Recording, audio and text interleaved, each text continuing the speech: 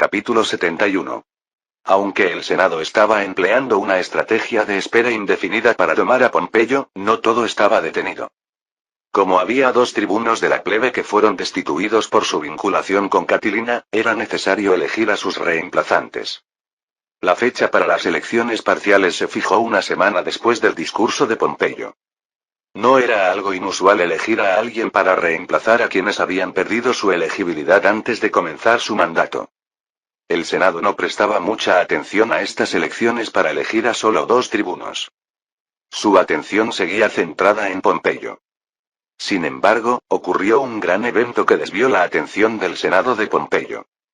El protagonista del alboroto fue Claudio Pulcro, quien había sido acusado de infiltrarse vestido de mujer en el festival de la diosa Bona. Anunció que se presentaría a las elecciones para tribuno, sumiendo al Senado en un estado de conmoción.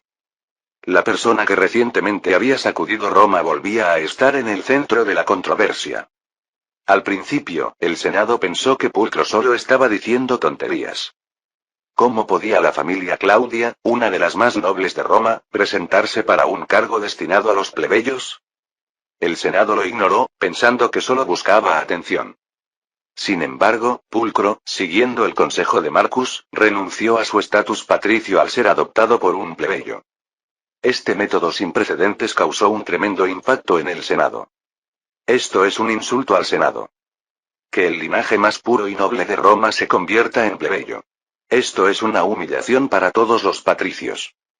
¿No estará intentando vengarse por haber sido acusado por nosotros? ¿Realmente piensa presentarse como tribuno? De todos modos, la adopción que cambia el estatus requiere la aprobación del pontífice máximo.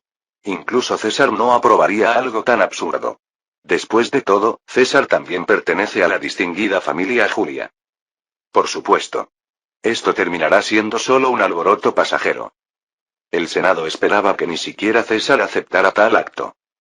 Por supuesto, César traicionó completamente las expectativas del Senado y concedió la petición de Pulcro. Aprobó que Pulcro se convirtiera en plebeyo justo antes de partir hacia su cargo como gobernador de Hispania. Pulcro ahora abandonaba su nombre patricio y usaba el nombre plebeyo de Publio Clodio. Debido a este proceso, el Senado confundió a Clodio con un subordinado de César. Dadas las circunstancias, era la única interpretación posible. Todo encajaba si César había encubierto la intrusión de Clodio en el festival de la diosa Bona, y Clodio hacía esto para devolverle el favor. De hecho, en la historia original, César y Clodio tenían ese tipo de relación. Sintiendo el peligro, el Senado intentó impedir la elección de Clodio presentando a un candidato cercano a ellos. Pompeyo, recluido en su villa, también buscó a alguien que pudiera servirle como su brazo derecho y lo presentó como candidato. Las elecciones parciales para tribuno se convirtieron en una inesperada contienda a tres bandas. Entre ellos, el menos influyente era originalmente César. Aunque sus títulos de pontífice máximo, pretor y representante del Partido Popular eran ciertamente impresionantes, era innegable que estaba en desventaja comparado con el Senado y Pompeyo. Sin embargo, Clodio era una figura tan central que estas desventajas no importaban. El clan Claudio, conocido por todos en Roma, había renunciado a su estatus patricio para unirse al lado de los plebeyos. Nunca había habido un candidato con tal narrativa. Además, el hecho de que recientemente había sido declarado inocente en su juicio aumentaba su popularidad. La percepción de que había sido injustamente oprimido por los patricios se había instalado naturalmente en la mente de los votantes. Clodio también gastó enormes sumas de dinero para consolidar su popularidad. Aunque era dinero patrocinado por Marcus, el Senado pensó que Clodio, siendo originalmente de una familia noble, estaba gastando su propio dinero. Los ciudadanos mostraron un apoyo generoso al famoso nuevo político. Finalmente, los resultados electorales mostraron una victoria decisiva para Clodio. El candidato respaldado por el Senado se las arregló para quedar en segundo lugar, salvando las apariencias. El candidato en quien Pompeyo había puesto sus esperanzas quedó lamentablemente en tercer lugar. No era que los ciudadanos no apoyaran a Pompeyo.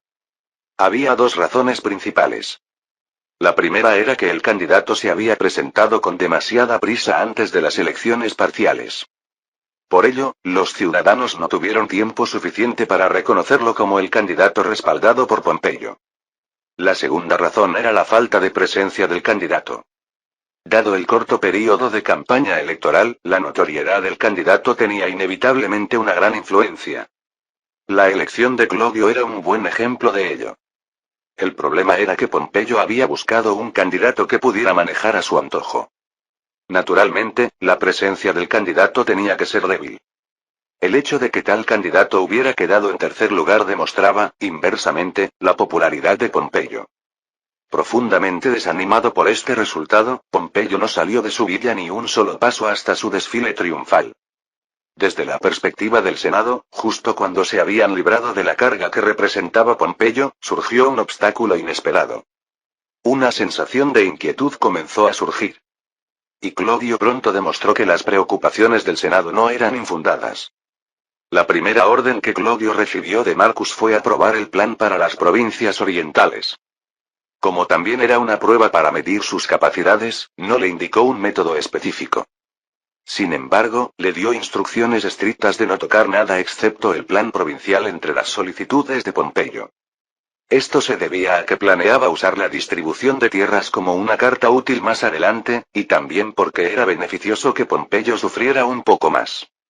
Por supuesto, también había un deseo de darle una lección por haber ignorado consejos y actuado por su cuenta.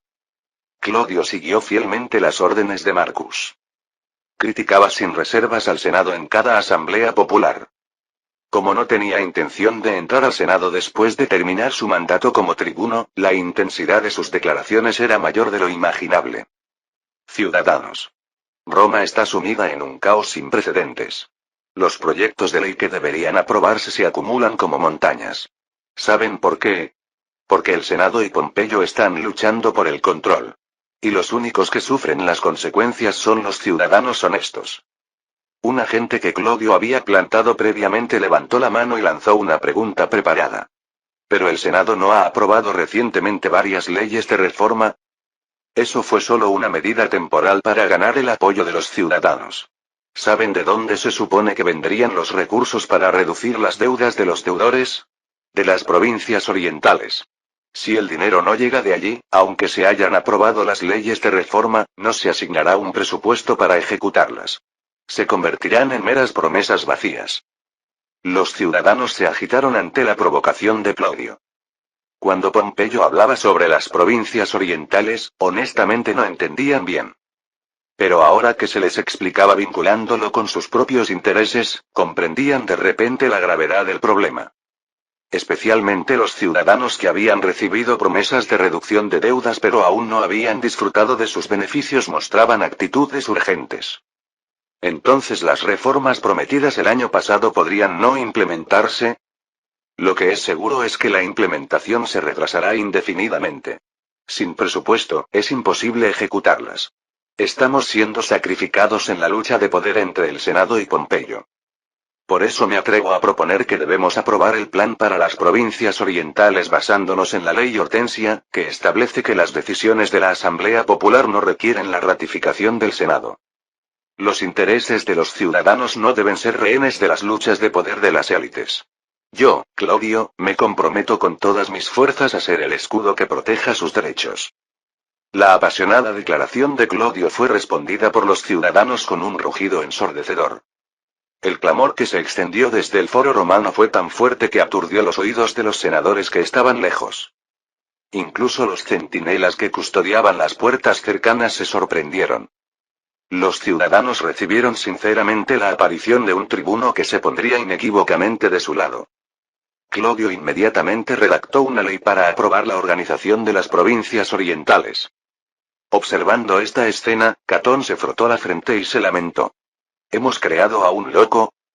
Calpurniano, quien ejercía como cónsul este año, chasqueó la lengua con irritación. Agitamos torpemente un avispero y este es el resultado. Ya teníamos suficiente con el problema de Pompeyo, y ahora que este lunático se ha convertido en tribuno, ya me duele la cabeza. Pero todos estuvimos de acuerdo en usar a Clodio para derrocar a César del cargo de pontífice máximo. Sí. Por eso no te culpo solo a ti, sino que reflexiono sobre la decisión apresurada que todos tomamos. En lugar de solo preocuparnos, debemos establecer un plan. Cicerón, que había permanecido con expresión rígida, habló por primera vez. Entre los senadores actuales, él era quien estaba más ansioso. Esto se debía a que Clodio casi había sido condenado por el último testimonio de Cicerón. Si Marcus no hubiera movilizado previamente al jurado ecuestre para sobornar al jurado plebeyo, Clodio habría sido declarado culpable. Clodio, conociendo este hecho, albergaba un intenso odio hacia Cicerón. Y Cicerón también lo sabía bien. No podía predecir qué tipo de tácticas injustas usaría ese tribuno desequilibrado para atacarlo. El control del personal del Senado, que era el medio tradicional para controlar a los tribunos, no funcionaba con Clodio. Y tampoco podían invocar la autoridad final del Senado cuando no había causado un alboroto tan grande como los hermanos Graco. De hecho, otros senadores que habían propuesto activamente acusar a Clodio se sentían secretamente aliviados de que su ira no estuviera dirigida hacia ellos. Un solo tribuno no podía sacudir todo el Senado, pero si estaba dispuesto a autodestruirse, podría derribar fácilmente a una persona. Ninguno de los senadores deseaba un final injusto, apuñalado por la espada de un lunático. El cónsul calpurniano movió la cabeza y murmuró: parece definitivo que la ley para aprobar el plan provincial en la Asamblea Popular será aprobada. Tendremos que aceptarlo como inevitable. Catón frunció el ceño y preguntó: ¿no piensa que todo esto es un plan de César? ¿Qué quieres decir? César ya ha partido hacia Hispania. Ese hombre ha elegido a Clodio como su representante para perturbar Roma mientras está ausente como gobernador. Y Pompeyo también es sospechoso. ¿No estará César conspirando para hacer aprobar las demandas de Pompeyo a través de Clodio, tras algún tipo de acuerdo entre ambos? Otros senadores parecían encontrar esto plausible, pero Cicerón presentó una objeción. Actualmente considero que esa posibilidad es baja. Primero, si ambos formarán una alianza, el liderazgo debería estar en manos de Pompeyo, no de César. Hay una gran diferencia en sus posiciones y reconocimiento público. Además, Pompeyo intentó presentar su propio candidato en estas elecciones para tribuno. Podrían haber dividido los votos con Clodio y ambos haber perdido, pero, si César y Pompeyo hubieran unido fuerzas, habrían unificado sus candidatos. Podrían haber estado seguros de la elección de Clodio. De hecho, fue elegido con una victoria abrumadora. Pero incluso así, un solo tribuno no puede hacer más que esto. El plan para las provincias orientales se aprobó porque estaban en juego los intereses de los ciudadanos. ¿Distribuir tierras entre los antiguos subordinados de Pompeyo? Los ciudadanos no tienen razón para apoyar esto. Ni César ni Pompeyo lo ignorarían. Especialmente César. Ante la refutación lógica de Cicerón, incluso Catón retrocedió un paso. Aunque dejó de lado la teoría conspirativa, no cedió en su opinión de que César debía ser contenido. Todos los que están observando esta escena deberían recordar esto. Cuando César regrese de su cargo como gobernador provincial, naturalmente se postulará para cónsul, ¿no es así? Si él se convierte en cónsul, ese tribuno loco controlará la Asamblea Popular, y César nos presionará en el Senado. No debemos volvernos arrogantes por haber doblegado a Pompeyo. Nuestro verdadero enemigo es César, quien mueve a Clodio desde atrás. Esta vez, los otros senadores no presentaron objeciones. Ciertamente, César mostraba cada vez más un comportamiento antisenatorial últimamente. Parecía que Craso estaba llegando a su límite en controlarlo. Aún así, aunque el Senado pensaba que debía estar atento, no sentía una sensación de crisis. Para los senadores que estaban conteniendo exitosamente a Pompeyo, César no era más que un enemigo molesto. Si lo manejaban adecuadamente, no había forma de perder. Incluso Catón, quien más se oponía a César, era optimista en ese momento. Clodio cumplió ampliamente con las expectativas de Marcus, atormentando al Senado. A veces se excedía, pero en esos momentos Marcus enviaba señales para que se contuviera. El Senado, que solo esperaba a que Clodio cruzara la línea, perdía repetidamente sus oportunidades. Ahora reconocían que Clodio no actuaba simplemente por impulso juvenil. Sin embargo, había un aspecto positivo. Clodio no tocaba el tema de la tierra, que era lo que más deseaba Pompeyo. La teoría conspirativa de Catón sobre un pacto secreto entre César y Pompeyo quedó completamente descartada. Mientras el Senado estaba alerta a las acciones de Clodio, Marcus construía tranquilamente su carrera. La tarea principal de un cuestor es auditar las finanzas estatales y manejar la contabilidad. Marcus procesaba el trabajo rápida y precisamente, movilizando al personal especializado de su familia. Además, también asumió el papel de presidente de la Asociación Juvenil para la Protección de la República, que se reunía con mayor frecuencia últimamente. Esto se debió a que Cicerón, preocupado por el problema de Clodio, no estaba en condiciones de organizar las reuniones. Así que ahora las reuniones se celebraban en la sala de recepción de Marcus, no en la mansión de Cicerón. Los jóvenes que asistían como de costumbre continuaron su acalorado debate. El tema era: ¿está Pompeyo realmente buscando la dictadura? Bruto y Casio argumentaban que, aunque no fuera ahora, existía esa posibilidad. Por el contrario, Curión y Décimo rebatían que Pompeyo no tenía tales ambiciones.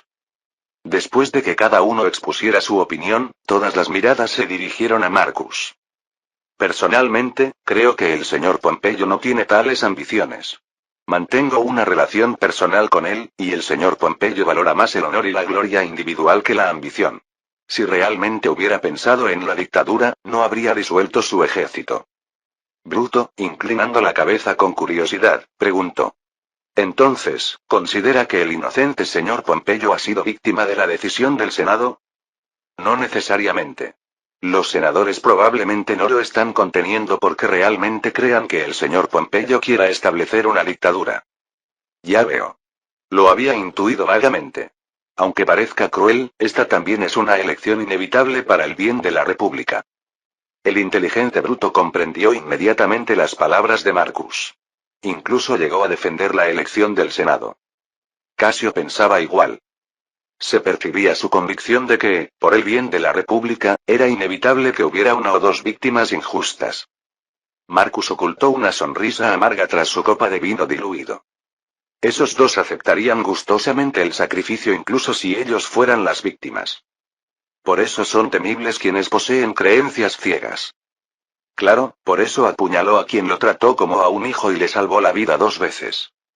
Marcus había conversado varias veces con Bruto sobre César y, sorprendentemente, este albergaba buenos sentimientos hacia César.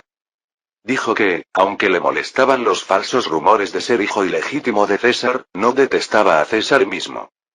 Era diferente a su tío Catón. Incluso parecía creer firmemente que, aunque César se enfrentara ahora al Senado, eventualmente se reconciliaría.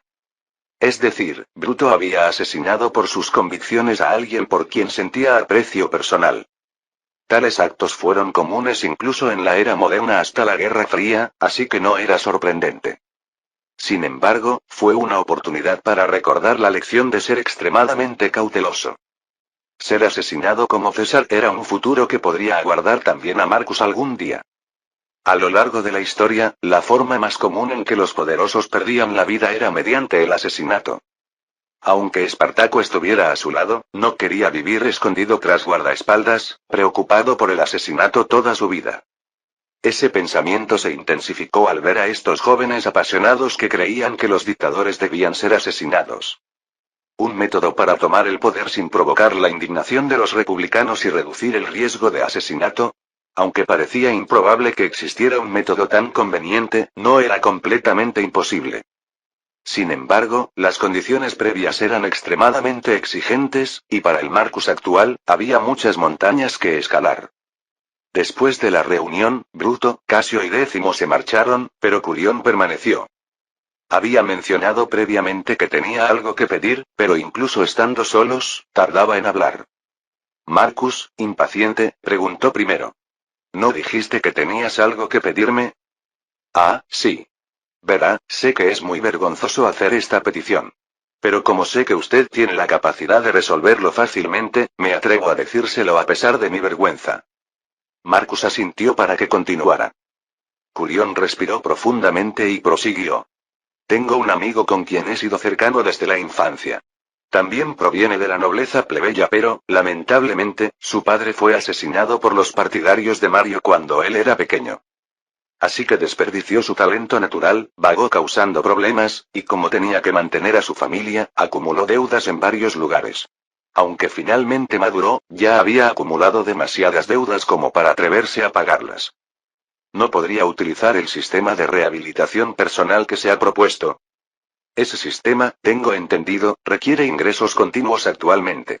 Pero mi amigo, desafortunadamente, vive dependiendo de deudas ahora. Antes recibía dinero de grupos de violencia política, pero ahora quiere alejarse de eso. Tomó la decisión correcta. Entonces, Curión, ¿quieres que pague las deudas de tu amigo o que sea su garante? Por supuesto que no. Curión negó apresuradamente con la cabeza. No soy tan desvergonzado. La verdad es que yo querría ayudarlo, pero también tengo considerables deudas y no puedo intervenir. Mi amigo planea escapar a estudiar a Grecia. Si a usted le parece bien, podría patrocinar su pasaje y sus gastos de estudio. Es realmente un amigo capaz que seguramente podrá devolverlo en el futuro. Si no pudiera, yo me aseguraré de pagarlo algún día. Curión era una de las esperanzas de la República, destacado entre los senadores por su elocuencia y erudición. Marcus sintió curiosidad por la identidad de este amigo tan valorado por Curión. Si realmente es un joven tan excepcional, puedo proporcionarle pasaje y fondos sin problema. Pero si es así de notable, parece que debería haber oído su nombre. ¿Cómo se llama? Ah, no es un amigo destacado por su erudición o elocuencia. Pero es extremadamente valiente y tiene talento militar. Cuando estaba en los grupos de violencia política, a menudo derrotaba a organizaciones rivales que duplicaban su número con pocos hombres. Curión, después de describir las virtudes de su amigo, finalmente reveló su nombre. Es mi amigo Antonio. Tengo entendido que es un pariente lejano del señor César, su suegro. Antonio. Marcus dejó escapar involuntariamente una exclamación. Era uno de los nombres con quienes buscaba establecer contacto. Había planeado crear una conexión pronto, pero no esperaba que se mencionara su nombre en este momento. Una sonrisa satisfecha apareció en los labios de Marcus al aprovechar esta oportunidad inesperada. Capítulo 72. Marcus decidió reunirse inmediatamente con Antonio. Antonio, un poco más joven que Curión, cumpliría 23 años el próximo año. En Roma, a los 23 años apenas se comenzaba a acumular experiencia. Curión habló incansablemente sobre las grandes contribuciones que un joven como Antonio podría hacer a Roma en el futuro. Pero Marcus conocía el futuro de Antonio mejor que Curión. Según la historia, Antonio se convertiría en uno de los 3 hombres que tomarían el poder en Roma después de César.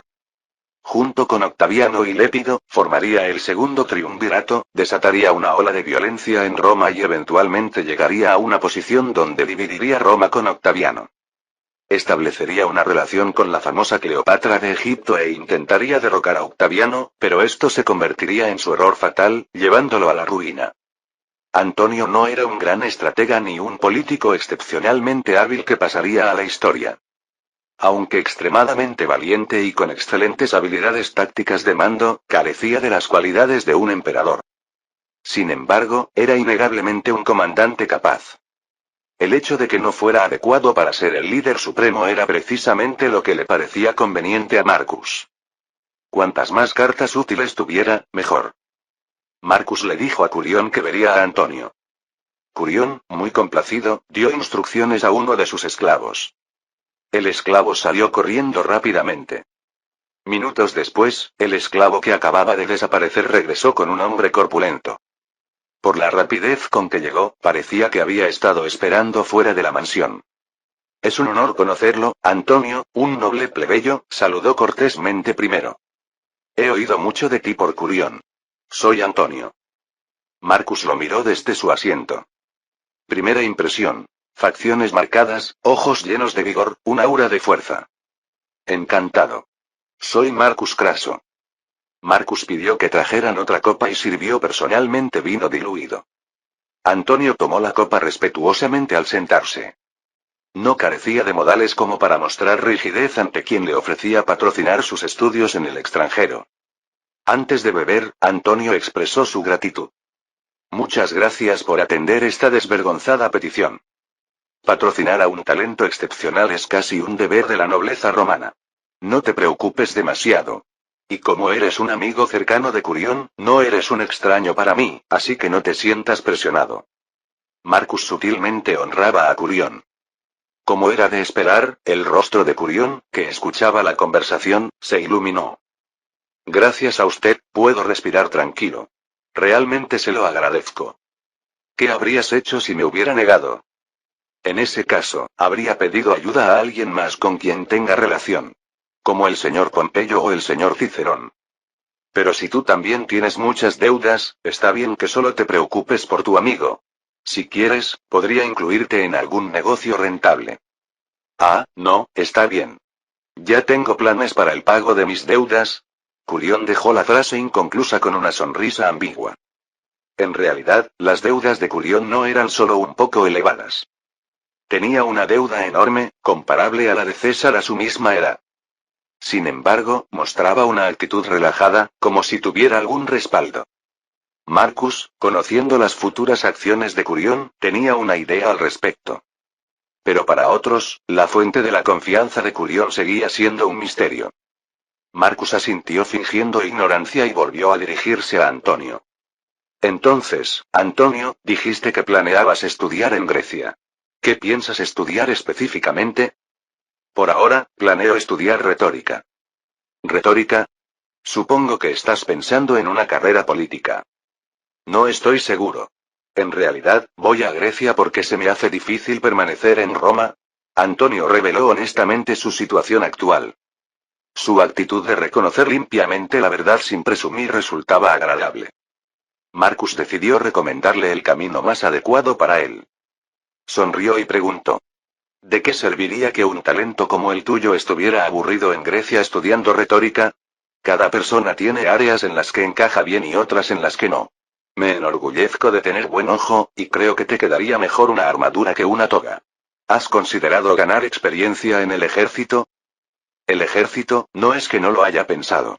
Pero como todavía no tengo muchos contactos militares, planeaba establecerme un poco en Grecia primero y luego solicitar unirme al ejército en Asia Menor.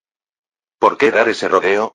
Como estuve en el ejército del señor Pompeyo, tengo bastantes conexiones con los comandantes de legiones que permanecen en el este. Hay un comandante llamado Gabinio en Damasco. Te escribiré una carta de presentación para él. Te nombrará oficial de caballería de inmediato para que ganes experiencia. También intentaré usar mi influencia para que tus deudas se reduzcan razonablemente. ¿De verdad? Si pudiera hacer eso por mí. El rostro de Antonio se iluminó. Él también sabía bien que no tenía mucho talento para cosas como la retórica. Le gustaba 100 veces más ganar experiencia en el ejército y acumular méritos militares que llevar una aburrida vida de estudiante. Aunque el este había caído en manos de Roma, los conflictos no habían desaparecido por completo. Todavía había muchas disputas grandes y pequeñas alrededor de Judea y Egipto. Era el lugar de servicio ideal para ganar experiencia de combate. Antonio, sorprendido por esta inesperada oportunidad, de repente se preguntó por qué lo estaban tratando tan bien. Incluso si era por petición de Curión, no había razón para mostrar tanta amabilidad a alguien a quien acababa de conocer. Por otro lado, también era cierto que engañar a Antonio no beneficiaría a Marcus en absoluto. Antonio preguntó lo más respetuosamente posible, tratando de no mostrar signos de sospecha.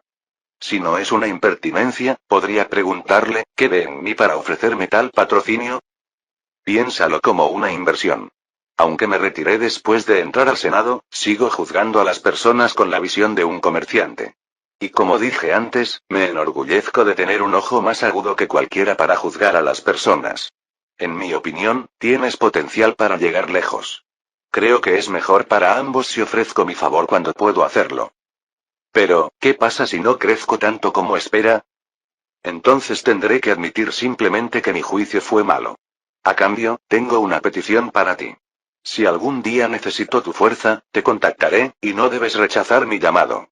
Por supuesto, no te estoy pidiendo que seas mi subordinado de por vida. Una vez, cuando realmente lo necesite, será suficiente. ¿Te parece razonable? Por supuesto. La respuesta llegó inmediatamente, sin un segundo de duda. Para Antonio, que le pusiera estas condiciones más bien le resultaba tranquilizador. No hay nada más incómodo que un favor sin motivo conocido. Especialmente habiendo visto con frecuencia el lado oscuro de las sociedades de joven, era naturalmente cauteloso. A Marcus le agradaba aún más esta precaución de Antonio. Era alguien audaz y franco, pero también con un instinto animal para detectar peligros. Aunque no llegaba al nivel de Pompeyo o César precisamente porque no llegaba a su nivel, era un talento ideal. Una larga sombra se extendió sobre el rostro de Marcus mientras levantaba su copa de vino. La sonrisa que se difundía suavemente dentro de esa sombra no era visible para Curión ni Antonio. Aunque había pequeños movimientos como la partida de Antonio hacia el este y las continuas denuncias de Clodio contra el Senado, no hubo cambios en las grandes corrientes. Clodio continuamente irritaba al Senado, pero nunca cruzaba la línea decisiva. Incluso Cicerón, que había estado inquieto, recuperó la calma. Cuando se acercó septiembre, toda la atención de Roma se dirigió al próximo desfile triunfal de Pompeyo. Durante este tiempo, ni siquiera el Senado y Clodio mantuvieron su guerra de nervios. Toda la ciudad estaba envuelta en la excitación por el desfile triunfal más espléndido y grandioso en la historia de Roma. Todos estaban impacientes por verlo. Por otro lado, Marcus estaba ansioso por un motivo completamente diferente. Para la mayoría de los ciudadanos romanos, septiembre significaba el triunfo de Pompeyo, pero no para Marcus. Esto se debía a que el parto de Julia estaba programado para septiembre.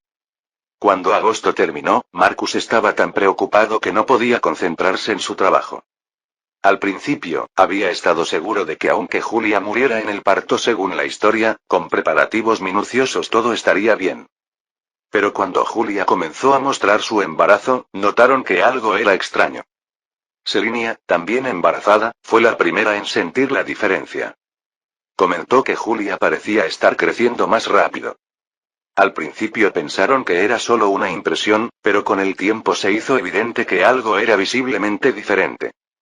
El vientre de Julia había crecido casi tanto como el de Selinia, quien se suponía que había concebido un mes antes.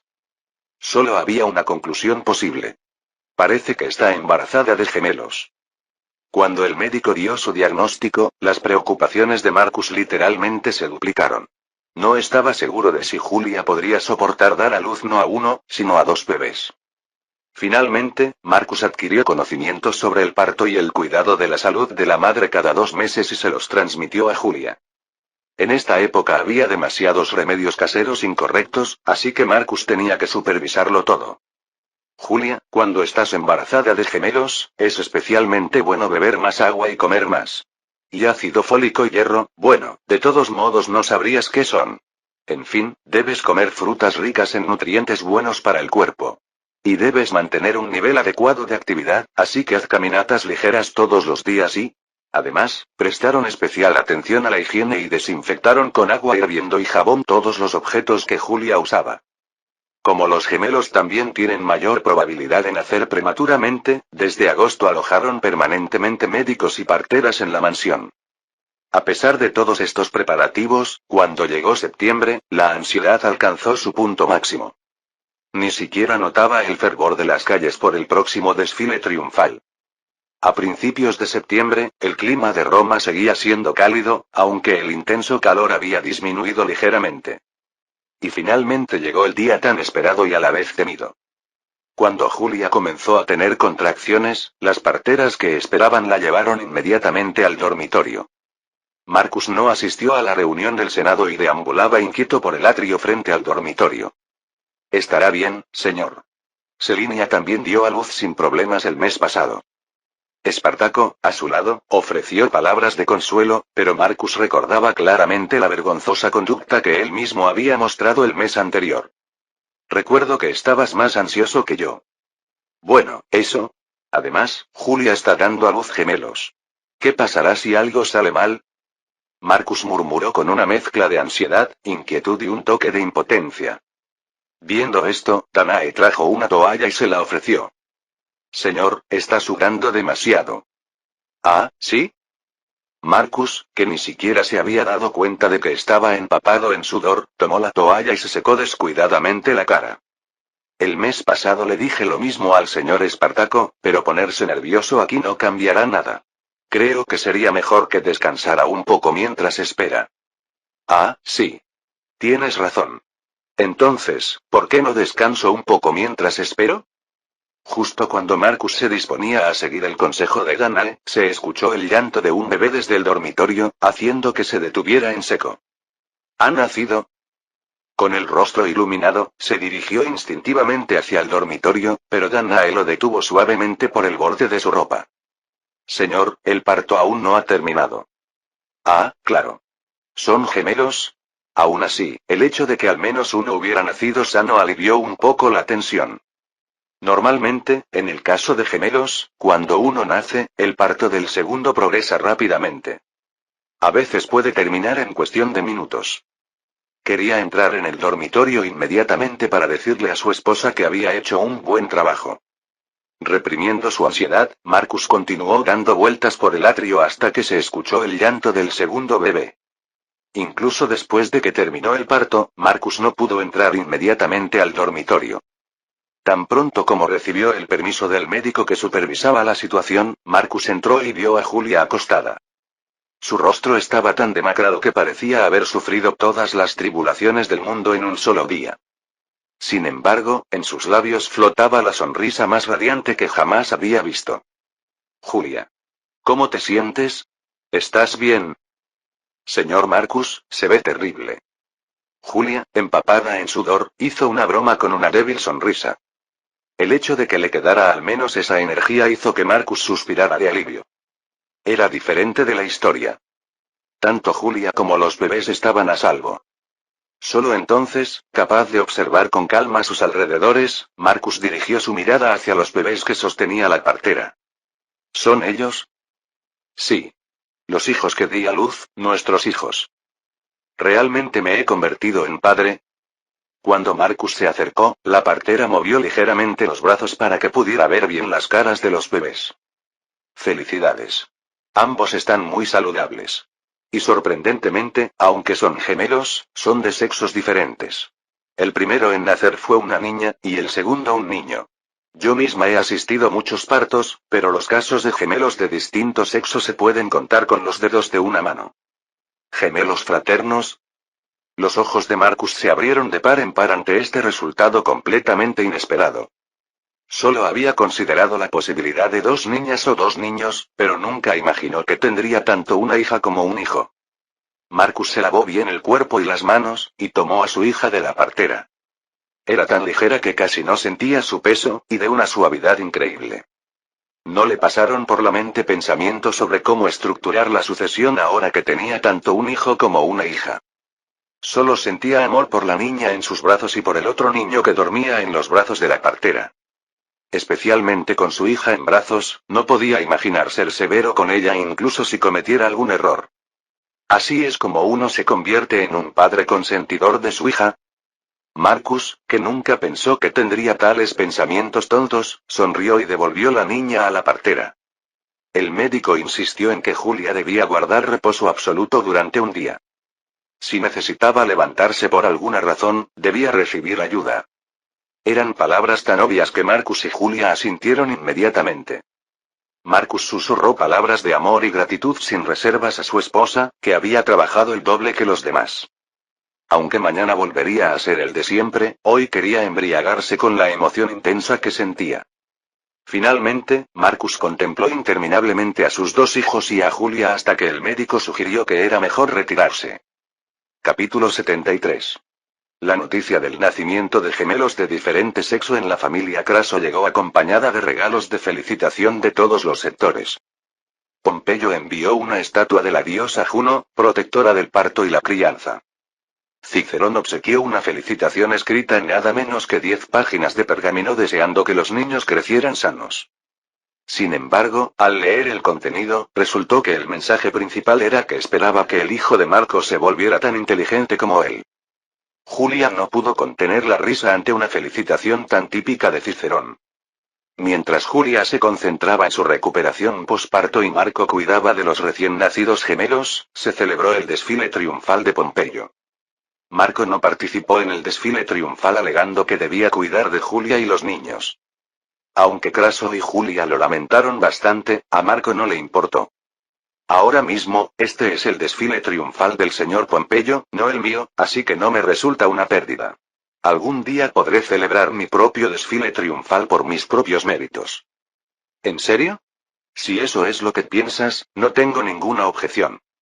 A diferencia de Craso, que lo aceptó con facilidad, Julia se deprimió y se culpó a sí misma. Me pregunto si no será por mi culpa. Te digo que no es así. Además, comparado con tu mérito de haber dado a luz sin problemas no a uno, sino a dos niños saludables, un desfile triunfal no es nada. ¿No es así, padre? Craso asintió vigorosamente, mostrando su acuerdo. Últimamente, su placer en la vida era contemplar a sus nietos dormidos después de que terminaran las reuniones del Senado. Secretamente había deseado un nieto que pudiera continuar el linaje familiar, pero ahora que tenía también una nieta, cada día era una felicidad. Su afecto por su nuera, que le había dado esta alegría, se profundizaba cada día más. Por supuesto, por supuesto. Un desfile triunfal en el que uno no participa como comandante en jefe no tiene ningún significado. En lugar de asistir a un evento sin sentido como ese, quedarse aquí cuidando a mi nieto y mi nieta es 100 veces más productivo. Gracias, padre. Ante las palabras de Craso llenas de afecto, Julia recuperó su sonrisa. Mientras Marco escuchaba la animada conversación entre su suegro y su nuera, se escuchó un tremendo clamor desde la dirección del foro romano. Craso murmuró con una expresión ambigua. Parece que el desfile triunfal ha llegado cerca. Aunque intentó contener sus emociones al máximo, se podía percibir levemente la envidia y los celos. A diferencia de Craso, que lo había deseado toda su vida pero nunca pudo lograrlo, este era el tercer desfile triunfal de Pompeyo. Además, disfrutaba del máximo honor al celebrar su desfile triunfal en el día de su nacimiento. Para Craso, simplemente era motivo de envidia tras envidia. Reflexionando, hasta ahora había disfrutado de todos los honores posibles para un romano. Había sido cónsul, ejercía una poderosa influencia en el Senado, tenía un hijo sobresaliente, una nuera sabia y adorables nietos. Ahora, si pudiera celebrar un desfile triunfal, sentía que podría morir sin remordimientos. Marco, que había visto claramente los pensamientos de Craso, le ofreció consuelo con calma. Ánimo, padre. Todavía queda una oportunidad. Algún día, definitivamente podrá celebrar su propio desfile triunfal con dignidad. Sería bueno si llegara ese día, pero, pensándolo ahora, me pregunto si ese desfile triunfal me ha estado evitando toda mi vida. Quizás no soy una persona particularmente amada por el dios de la guerra. Padre. Pero no me arrepiento de haber renunciado al desfile triunfal cuando reprimí la rebelión de esclavos. De todos modos, el Senado no me lo habría permitido. Craso sonrió con autodesprecio ante los vítores que llegaban con el viento. Realmente quería ver con sus propios ojos cómo sería el desfile triunfal más espléndido de la historia romana. Pero al mismo tiempo, sentía que definitivamente no quería verlo. Por eso había puesto la excusa plausible de que tenía que cuidar a sus nietos. Craso estaba sinceramente agradecido a Julia por darle una excusa para no ir. Pompeyo estaría ahora subiendo la colina capitolina, donde se encuentra el templo de Júpiter. No podía ni imaginar cómo se sentiría Pompeyo celebrando su desfile triunfal por tercera vez. Al mismo tiempo, sentía una envidia enloquecedora. Si tuviera la oportunidad de celebrar un desfile triunfal, ¿cómo actuaría? Ni siquiera valía la pena preguntárselo a sí mismo. Aunque ahora fingiera indiferencia, cuando llegara el momento, se lanzaría a aprovechar la oportunidad sin importar el costo. La mirada de Craso permaneció fija durante mucho tiempo en la dirección del templo de Júpiter, destino final del desfile triunfal. En sus ojos brillaba intensamente el anhelo y la ambición que aún no había logrado disipar por completo. Marco, observando a su padre, intuyó que no podría cambiar el futuro que se acercaba a la realidad. Con ese deseo tan fuerte por un desfile triunfal, sería difícil quebrantar su determinación aunque Marco intentara detenerlo. Aún quedan 8 años, si no puedo evitar su partida a la guerra, al menos debería prepararme a fondo. Craso, tras un profundo suspiro, se dio la vuelta y entró en la casa. Julia, que se movió para consolar a su suegro desanimado, quedó reflejada en los ojos de Marco. Él solo comenzó a caminar después de que las siluetas de ambos desaparecieran completamente. En sus pasos había una firme determinación de no repetir la trágica historia. El desfile triunfal de Pompeyo, que duró 2 días, se convirtió, como se rumoreaba, en la celebración más lujosa de la historia. El oro y la plata que Pompeyo había obtenido en Oriente eran tantos que los carros cargados de riquezas formaron un desfile interminable. Cada vez que se enumeraba uno de los logros de Pompeyo en Oriente, los ciudadanos lo vitoreaban pataleando. Y como si fuera un acuerdo, una lluvia generosa de monedas de plata caía sobre la multitud que lo aclamaba. El apodo de Pompeyo, Magnus, que significa el grande, resonó por toda Roma durante los 2 días. Pompeyo, después de completar exitosamente su desfile triunfal, recuperó su confianza. Anunció de inmediato que se divorciaría de su esposa, cuya reputación no era buena debido a su vida disoluta, y que volvería a la política. Gracias a las monedas de plata que había repartido a los ciudadanos durante el desfile triunfal, el apoyo popular era más fervoroso que nunca. Sin embargo, a Pompeyo, que participó con entusiasmo en las reuniones del Senado, no le tomó ni una semana volver a frustrarse. Esto no se debía precisamente a su incompetencia. Pompeyo no era cónsul y tampoco tenía tribunos de la plebe que pudiera utilizar como sus brazos y piernas. Tenía que realizar su actividad política como los demás senadores, obteniendo la aprobación del cónsul para sus peticiones. Por supuesto, los cónsules Calpurnio y Valerio estaban ocupados eludiendo las propuestas de Pompeyo. Sus palabras siempre eran del tipo: no parece muy apropiado discutir ese asunto ahora. Entonces, ¿cuándo piensa considerar seriamente mi propuesta? Bueno, tendríamos que discutirlo después de que se aprueben los proyectos de ley pendientes. Como puede ver, ahora hay demasiados asuntos acumulados. Entonces deberíamos discutir y decidir rápidamente sobre los asuntos pendientes. Pompeyo, que había perdido la paciencia, gritó furioso. Entonces, veamos el asunto que debemos discutir ahora según lo solicitado por Pompeyo Magnus. Calpurnio hojeó lentamente los documentos. Era un movimiento tan pausado que podría hacer estallar a cualquiera que lo observara. Veamos, la solicitud de las sacerdotisas vestales del año pasado aún no ha sido procesada. Es un asunto que la suma sacerdotisa Licinia solicitó directamente al Senado. Dado que César, el pontífice máximo, ha salido como gobernador provincial, inevitablemente habrá un vacío en las ceremonias religiosas. Sin embargo, si los sacerdotes manejan los asuntos a su discreción, la responsabilidad posterior podría volverse poco clara, por lo que solicitan que se establezca una ley para remediar esto. César ya partió hacia Hispania hace tiempo. ¿Están en su sano juicio para no haber procesado aún un contenido tan importante? Por eso propongo que lo tratemos ahora. Bien, ¿hay alguien que quiera expresar su opinión sobre este asunto? Me gustaría decirle unas palabras. Catón se levantó bruscamente de su asiento. Sí, puede hablar, Porcio Catón. Con permiso para hablar, Catón deliberadamente prolongó su tiempo. De pie, arregló los pliegues de su toga, respiró profundamente y luego ofreció una oración a los dioses. Después, volvió a arreglarse el cabello, tosió varias veces y nuevamente ajustó los pliegues de su toga. Cuando Pompeyo, enfurecido, dijo algo en voz alta, Catón finalmente abrió la boca y comenzó su larga perorata. Estimados senadores, antes de discutir este asunto, debemos reflexionar primero sobre la inmoralidad de Roma que ha caído por los suelos. La fe de la gente se está diluyendo día a día. Por el amor de los dioses, recuerden el festival de la diosa Bona del año pasado. Además, el criminal camina libremente por las calles porque fue declarado inocente en el juicio. Incluso alguien así se ha convertido en tribuno de la plebe, representando al pueblo y obstaculizando constantemente al Senado. ¿Qué relación tiene eso con el tema que debemos debatir ahora? Es un asunto relacionado con la religión. Naturalmente, primero debemos reconsiderar fríamente la realidad de Roma, que se vuelve cada vez menos religiosa día a día. Bien, señores, volvamos a nuestra discusión. Los romanos temen cada vez menos a los dioses. Por eso cometen todo tipo de actos inmorales. El adulterio se considera algo normal e incluso se ha convertido en una especie de orgullo. Por eso aparecen y prosperan personas como César. Catón continuó durante aproximadamente una hora más criticando la inmoralidad de los romanos y a César. Pompeyo, que no pudo soportarlo más, señaló con el dedo, con las venas del cuello hinchadas.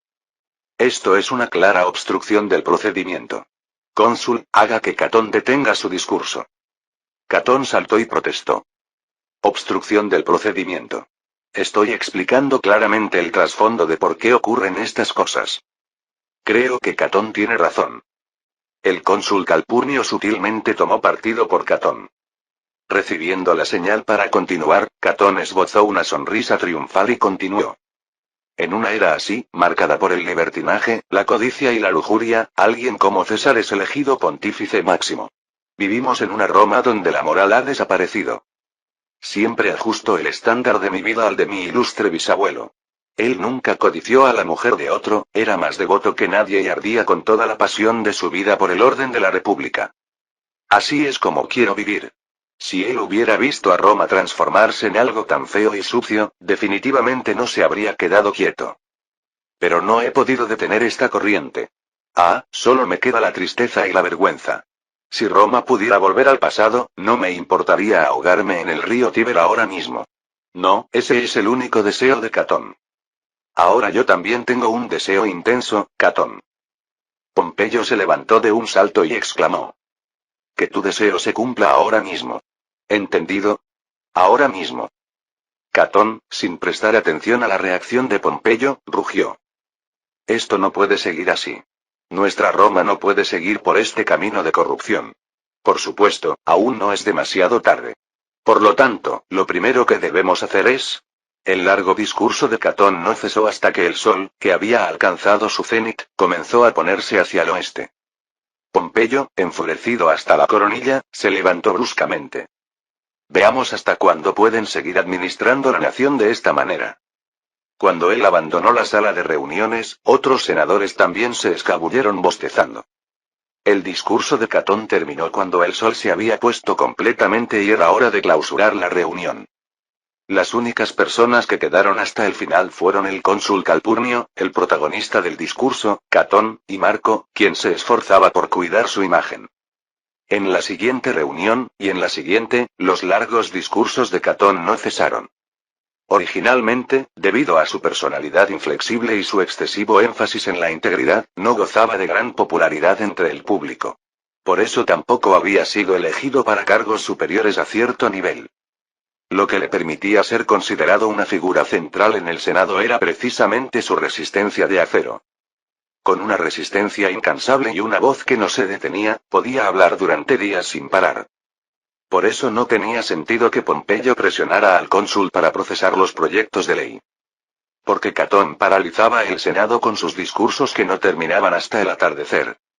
Normalmente, el cónsul podría haber interrumpido el discurso de Catón, pero Calpurnio, que estaba en complicidad con él, no tenía intención de hacerlo. Debido a esta táctica dilatoria del Senado, Pompeyo finalmente no pudo hacer nada. Para Marco, que escuchaba cada discurso hasta el final, esto también era una tortura. Catón enumeraba interminablemente detalles insignificantes que nadie quería saber, y seguía, y seguía, y seguía. Ahora parecía que no quedaba ningún senador que no supiera cuántos platos y copas había en su casa. Todos sabían también que el nombre del esclavo que limpiaba el patio cada mañana era Porcio. Quizás debería marcharme a mitad del discurso, olvidándome del cuidado de mi imagen. Incluso Marco se estremeció al ver el largo discurso de Catón que continuaba igual que siempre. Pompeyo no estaba a la vista, ya que se había marchado tan pronto como comenzó el discurso de Catón. En menos de una hora, la mitad de los asientos del Senado quedaron vacíos. Los ojos de Marco, observando a los senadores que se marchaban como la marea, se llenaron de envidia. Sinceramente, quería irse de allí ahora mismo. Esa noche, cuando regresó exhausto a la mansión, Marco recibió una carta de César desde Hispania. Marco, no sé cuándo te llegará esta carta, pero en realidad, sea cuando sea, Roma no habrá cambiado mucho. También estoy al tanto de lo que está sucediendo en la capital. No entiendo por qué el Senado cree erróneamente que Clodio sigue mis órdenes, pero no es sorprendente ya que esos tipos han estado equivocándose desde hace tiempo. De todos modos, parece que Pompeyo está en una situación muy difícil, tal como tú y yo predijimos. Es evidente que con sus habilidades políticas no podrá superar esta dificultad. Probablemente él mismo ya se esté dando cuenta. Entonces, como dijiste antes, Pompeyo será quien se acerque primero, pero como sabes, Pompeyo y yo aún no estamos equilibrados. Por mucho que yo me convierta en cónsul, todavía me faltan logros para superar el valor del nombre de Pompeyo. Por supuesto, no he estado ocioso. En Hispania, he reclutado a un amigo llamado Lucio Cornelio Balbo, que es muy inteligente. Cuando regrese a Roma, te lo presentaré, así que habla con él. Te agradará. Balbo, seguramente era un experto financiero de origen fenicio. Justamente necesitaba talento para trabajar en el banco que estaba a punto de abrir oficialmente. Marco estaba encantado con la posibilidad de atraer a más talento. Por supuesto, para César no sería agradable perder talento, pero si se le daba una compensación adecuada, lo aceptaría. Entusiasmado por el descubrimiento inesperado de talento, Marco continuó leyendo la carta. He formado una legión con mi autoridad como gobernador provincial y he sometido completamente el suroeste de Hispania, que aún no había sido conquistado por completo. Con un mérito militar como este, Roma no tendrá más remedio que permitirme un desfile triunfal. Mi plan es aumentar mi notoriedad de un solo golpe, convertirme en cónsul y comenzar las refieras. Aunque no puedas mostrarlo abiertamente, confío en que me apoyarás desde atrás. Ah, por cierto, he oído que Julia dio a luz gemelos. Quiero transmitir mis sinceras felicitaciones tanto a mi hija como a ti. Yo también deseo ver a mi nieto y a mi nieta lo antes posible. No es solo por eso, pero regresaré a Roma lo más rápido posible. Probablemente pueda llegar a Roma antes de mayo del próximo año. Entonces hablaremos en detalle de todo lo pendiente. Una vez más, te felicito sinceramente por haberte convertido en padre de 2 niños. Marco dobló cuidadosamente la carta para entregársela más tarde a Julia. La región que César había ocupado correspondía a una parte de lo que en tiempos modernos sería Portugal. Si había sometido a las tribus locales de esta región, era un logro suficiente para celebrar un desfile triunfal. Por supuesto, el Senado, como en la historia original, no accedería fácilmente a las demandas de César. Especialmente esta vez, habría muchos senadores que considerarían necesario pisotear a César. Quizás incluso intentarían impedir su candidatura al consulado. Pero cualquiera que fuera el caso, no afectaría la tendencia general. Esta vez le tocaba al Senado recibir un golpe. Con esto, Pompeyo también había pagado suficientemente el precio por ignorar el consejo de Marco. Sobre todo, Marco no confiaba en poder seguir soportando los largos discursos de Catón. Todos los protagonistas están preparados, así que ahora solo queda esperar a que se levante el telón del escenario. César, Pompeyo, Craso. La influencia de quienes liderarían la época seguía la corriente del destino, reuniéndose en un punto para finalmente desplegar un fuego brillante. Y quien encendería ese fuego no sería otro que Marco. En diciembre del año 61 AC, mientras frías gotas de lluvia humedecían el suelo seco de Roma, un plan estaba germinando en un lugar que el Senado ni siquiera podía imaginar. Capítulo 74. César regresó a Roma tan pronto como terminó su mandato como gobernador, consiguiendo un barco para volver. La noticia de que había desembarcado en el puerto de Ostia y se dirigía a Roma llegó primero a Marco. Y casi simultáneamente, Pompeyo y el Senado también se enteraron de la llegada de César. Pompeyo, que estaba escuchando el tedioso largo discurso de Catón en el Senado, se levantó gritando de júbilo en cuanto escuchó la noticia. Los senadores que dormitaban usando el discurso de Catón como canción de cuna se despertaron sobresaltados. Ah, lo siento. Me emocioné demasiado al pensar que finalmente ha llegado el momento de que esta comedia insoportable baje el telón. Afranio, cónsul del año 60 AC, inclinó la cabeza con perplejidad. ¿Qué significa eso, Magnus? César ha logrado méritos dignos de celebrar un desfile triunfal. Es obligación del Senado responder a la solicitud de un comandante que ha ganado tal mérito. Ya no pueden seguir ganando tiempo como hasta ahora. Parece que hay un malentendido, nosotros nunca hemos intentado ganar tiempo. Ja. Veremos hasta cuándo pueden mantener esa actitud. Pompeyo dio media vuelta y salió de la sala de reuniones como si ya no tuviera nada más que ver. Antes de salir, miró de reojo hacia donde estaba Marco. Sus miradas se cruzaron por un instante en el aire, pero ningún senador se dio cuenta. Cuando Pompeyo desapareció, los senadores que fingían calma comenzaron a murmurar y entraron en una reunión para discutir contramedidas. Bíbulo, un candidato fuerte para las próximas elecciones consulares, fue el primero en solicitar la palabra. Personalmente, no lo entiendo. ¿Debe el Senado reaccionar de forma tan sensible por una sola persona como César? Él no es Pompeyo.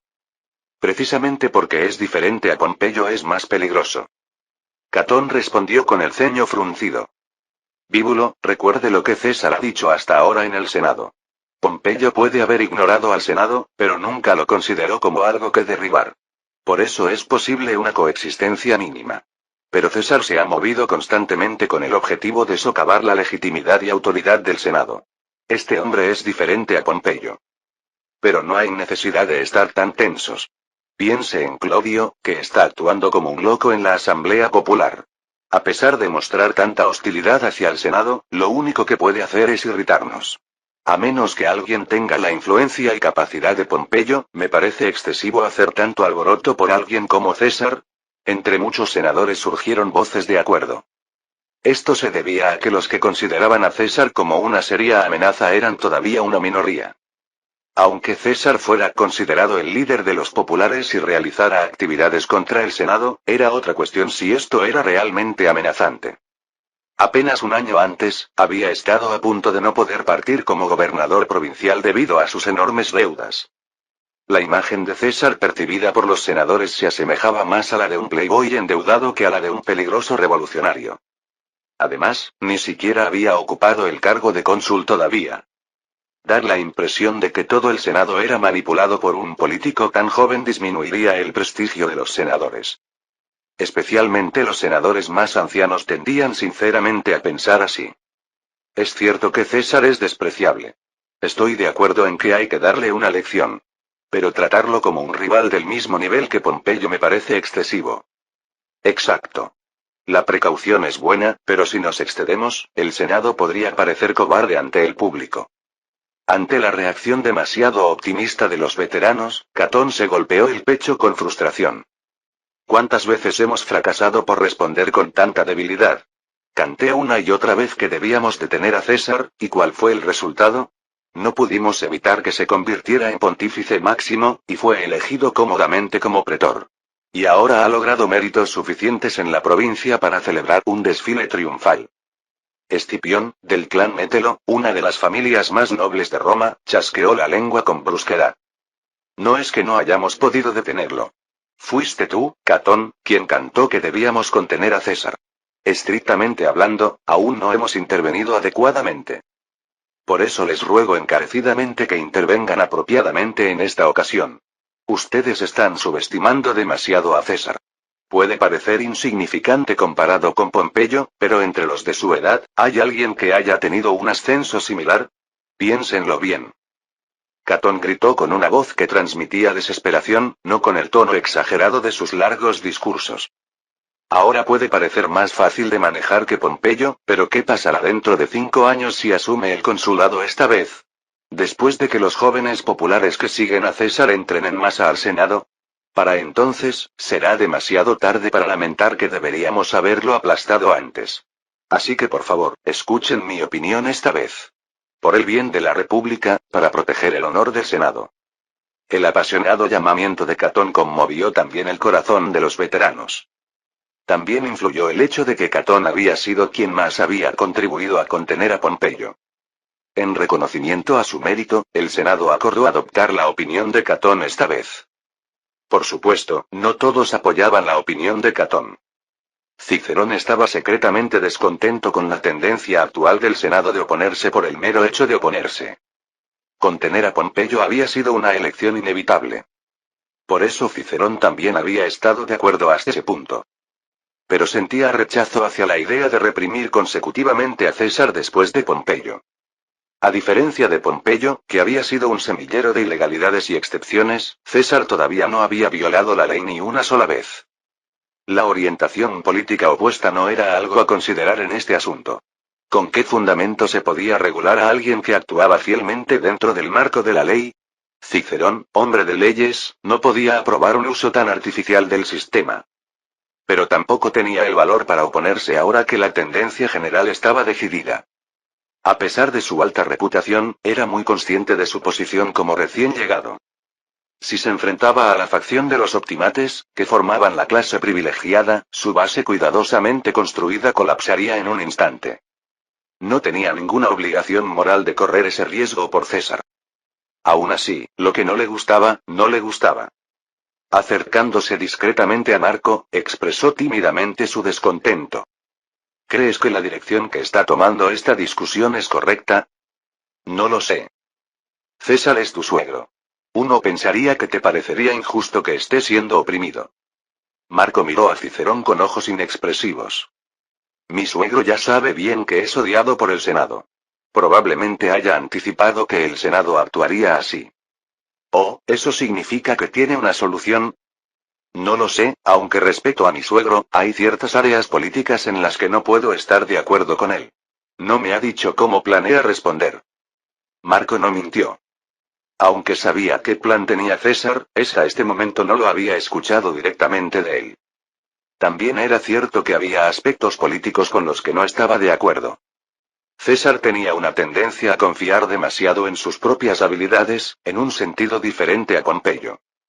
Por eso tendía a dejar imperfectamente elementos que podrían convertirse en problemas futuros. Marco no tenía esa intención. Ni siquiera quería dar margen para que lo percibieran como un enemigo. Si llegaba el momento en que fuera necesario, eliminaría el problema sin darle oportunidad de causarlo. Por supuesto, Cicerón no captó ni un ápice del verdadero significado de las palabras de Marco.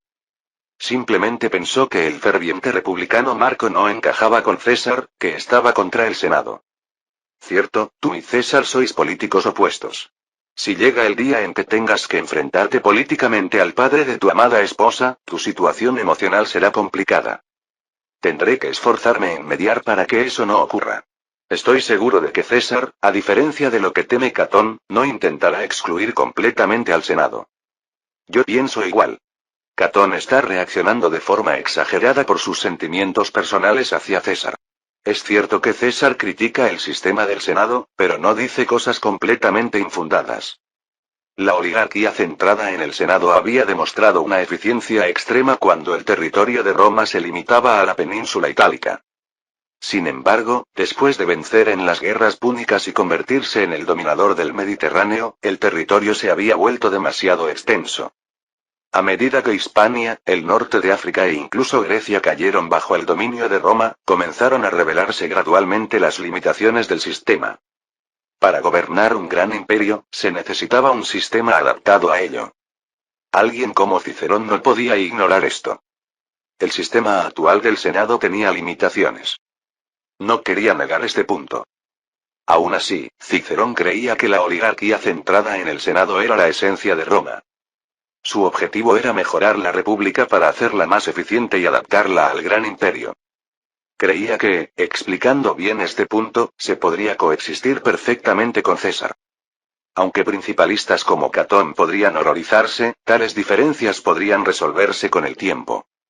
Con esta creencia, Cicerón nunca llegó a darse cuenta hasta el final. O más bien, se esforzaba por fingir que no veía. La realidad de Roma, donde se acumulaban tantos males que era imposible sostenerla solo con mejoras a la república.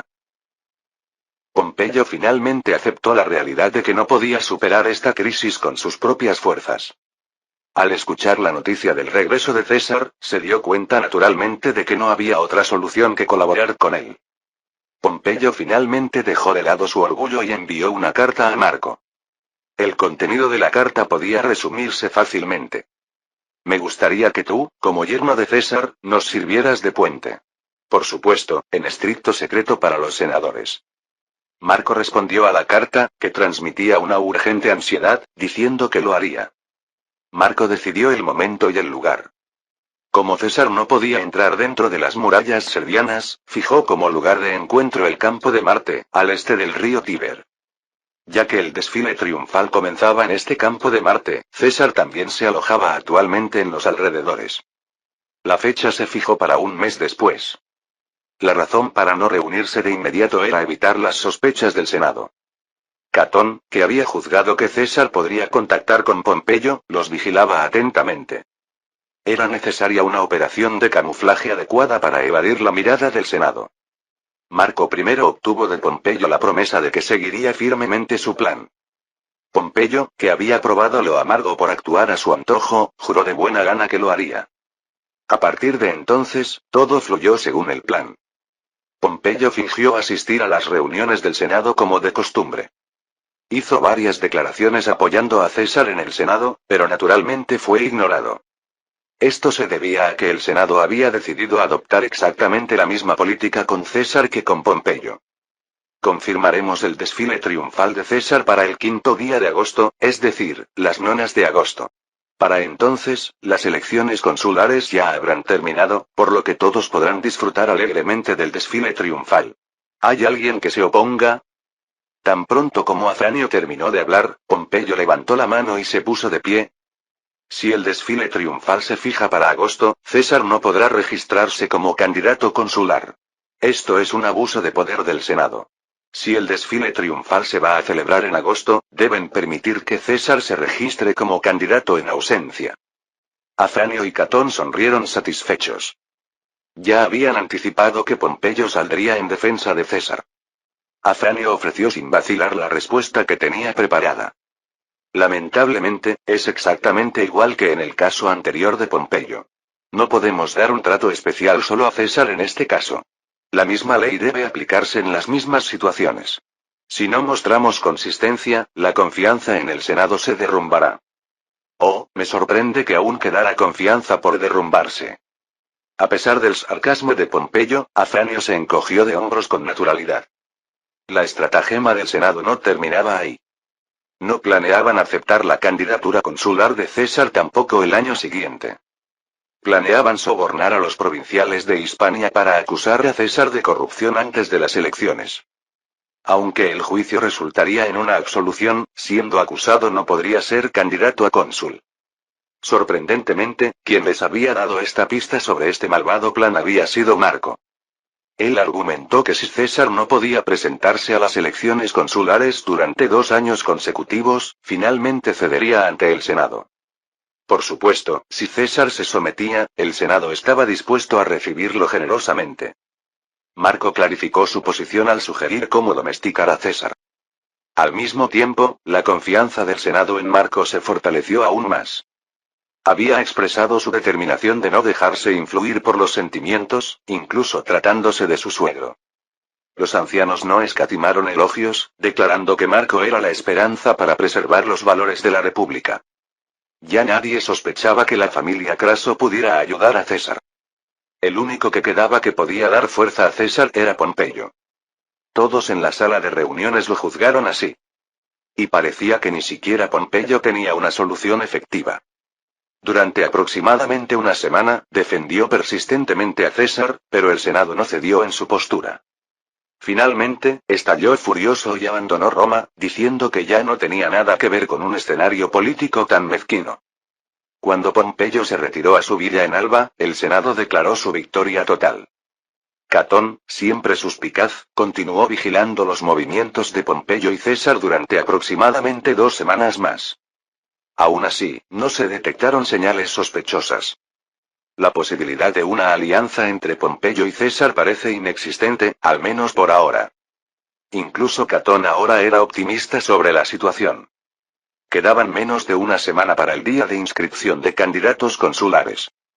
Justo cuando todos estaban tranquilos pensando que esta vez César no tendría más remedio que ceder, Marco estaba convencido de que había llegado el momento. Pompeyo, tras recibir su mensaje, partió secretamente de su villa al amanecer. Marco también llegó al campo de Marte sin ser visto por nadie. César, como la mayoría de los patrones, recibía cada mañana la visita de numerosos clientes.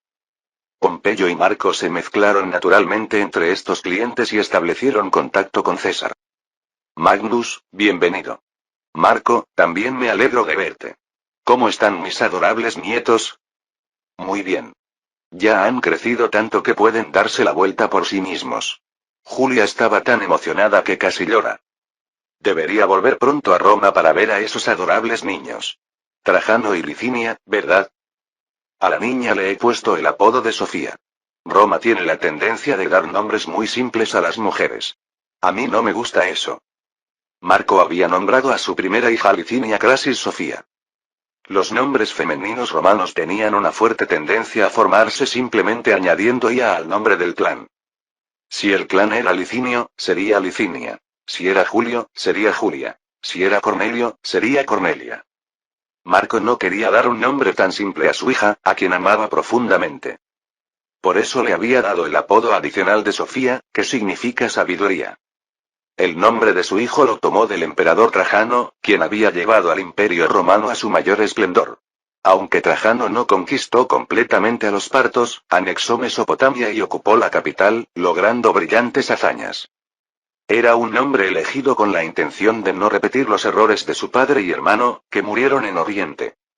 Por supuesto, solo Marco conocía estas razones personales, y los demás no le dieron mayor importancia. Después de relajar el ambiente hablando brevemente sobre sus nietos, César pasó gradualmente al tema principal. Bien, como todos sabemos, no nos queda mucho tiempo. El Senado me ha presentado mezquinamente una disyuntiva. Elegir entre el desfile triunfal y registrarme como candidato consular. Por supuesto, ya he tomado mi decisión. El Senado está convencido de que renunciarás al consulado. Es natural, todo romano lo haría. Excepto tú. Francamente, incluso yo estoy sorprendido por tu decisión. Yo no habría podido hacerlo. Las elecciones consulares se celebraban cada año, pero la mayoría de los hombres nunca tenían ni una sola oportunidad en toda su vida de celebrar un desfile triunfal. Para César, este sería su primer desfile triunfal. Tanto el Senado como los plebeyos que apoyaban a César esperaban que eligiera el desfile triunfal.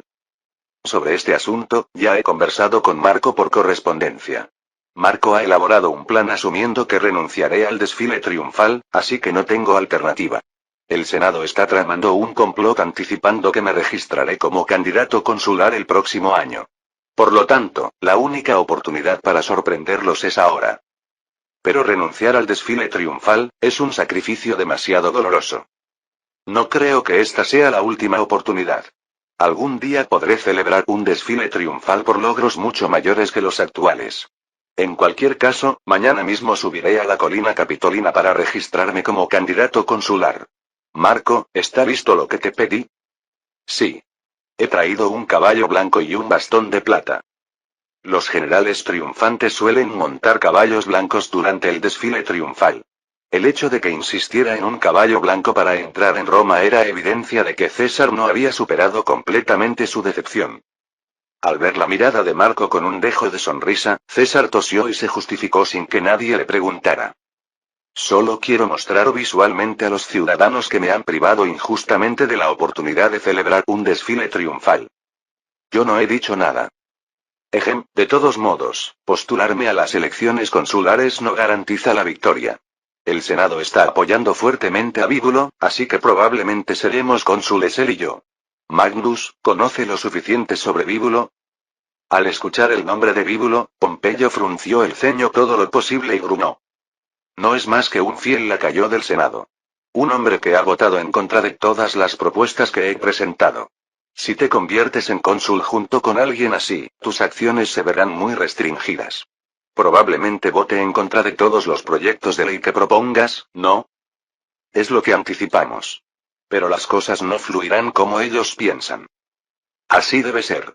Si no puedes lograrlo, no hay razón para que los tres unamos nuestras fuerzas. Pompeyo se volvió hacia Marco y preguntó. ¿Podemos esperar que Craso nos brinde su total cooperación desde las sombras? Por supuesto. Mi padre está organizando actualmente un gran banquete para atraer la atención del Senado. Y como la relación entre usted y mi padre no es muy buena, seguiré participando como representante en las reuniones. Puede considerar que mi voluntad es la voluntad de la familia Craso. Desde mi perspectiva, eso me hace sentir mucho más cómodo. Bien. Entonces ahora debemos discutir lo más importante. Cada uno debe tener algo que desea de esta alianza. Empezando por mi deseo, sería obtener tierras para los soldados que lucharon por mí. Y en el proceso, me gustaría darle una lección al Senado. Con eso me sentiría satisfecho. César asintió con una sonrisa llena de confianza. Así será. Lo que yo deseo es la provincia de Galia. Y quiero que se me garantice la posición de gobernador por al menos 3 años. ¿Estar en Galia durante 3 años? No me digas que tú. Debo recibir una compensación por renunciar a este desfile triunfal, ¿no cree? Está bien. Haz como gustes. Pompeyo aceptó las ambiciones de César sin darles demasiada importancia. Juzgaba que, sin importar cuánto combatiera contra los bárbaros de Galia, no podría igualar los grandes logros militares que él había conseguido.